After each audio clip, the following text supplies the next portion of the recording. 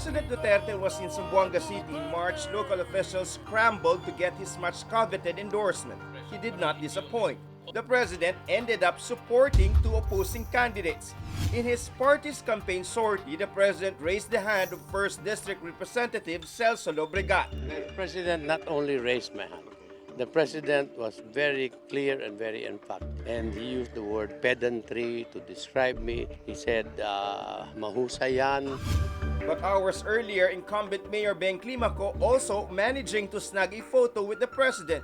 When the president first arrived in the city of Zamboanga, I really spent hours of prayer because I knew that I belong to the Liberal Party, and that because of his love for the people of Zamboanga, that raise of hands really showed that he does not choose political parties.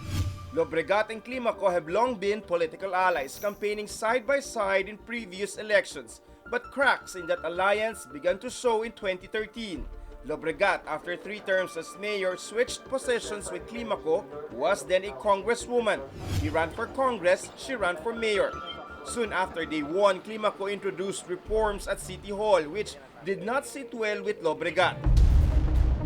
The Zamboanga siege later that year further deepened distrust between the two allies, largely due to conflicting views on how to handle the humanitarian crisis. The growing animosity eventually paved the way for a full-blown political conflict. Their face-off brings back the classic Climaco-Lobregat rivalry of the 1980s. Legendary Zamboanga City politicians Cesar Climaco and Kaling Lobregat fought over a seat in the Batasang Pambansa. The anti-Marcos Climaco won but refused to assume the post. When he was assassinated in 1984, Lobregat eventually took over local politics. And so in my 3rd term, I want to continue securing Zamboanga to ensure the safety of our people, Christians, Lumans, and Muslims, but I'd like to also bring about the opportunity for progress and development. Facts and figures will show that I have always led by example. I also always acted with a sense of urgency, and given that mandate, that I also governed with compassion. With technology and social media making political campaigns uglier, this election is seen to be the most intense and hotly contested to date. The infamous footbridge collapse in April 2018 saw Lobregat and Climaco falling into murky waters in a coastal village, as if both taking the plunge into dirty politics.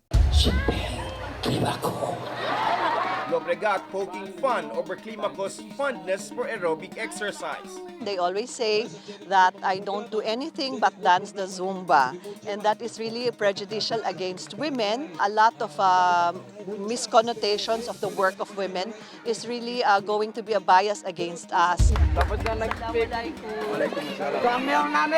Climaco throwing shade on Lobregat's identity as a native of the city. Well, when my mom got married, she moved to Manila. I was born in Manila.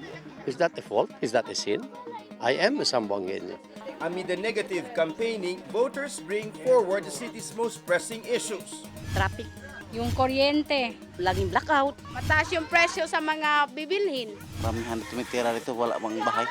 The poor response to thousands of displaced Muslims in the aftermath of the 2013 crisis, as well as the two officials' staunchly critical stance on the crafting of the Bangsamoro law, earned them the notion of harboring anti-Moro sentiments, something both Lobregat and Climaco vehemently deny.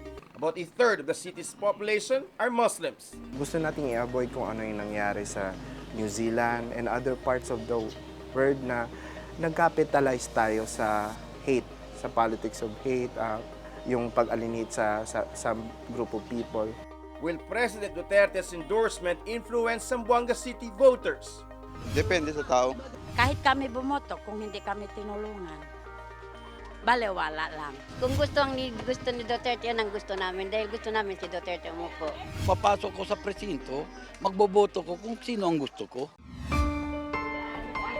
If there's something Lobregat and Climaco agree on, it's the fact that voters will have the last say on election day. Also, there's something to be thankful for. Zamboanga City has kept elections the most peaceful in the country for decades now, and despite the heated rivalry, candidates here are determined to keep the peace. In Zamboanga City, David Santos, CNN Philippines.